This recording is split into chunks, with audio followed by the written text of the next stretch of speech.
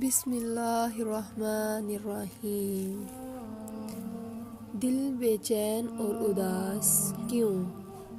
सिर्फ माल की कमी, ज़रूरियात के पूरा ना होने और मोहब्बतों के चक्कर में ही दिल उदास नहीं होते, बल्कि अल्लाह के हक़ में कमी करने से, नमाज़ें छोड़ने से,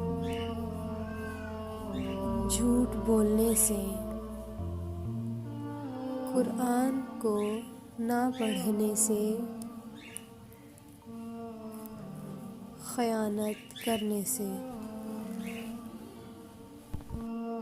यहाँ तक के गाने सुनने से भी दिल का सुकून रुखसत हो जाता है। एक बेनाम सी बेचैनी रहती है।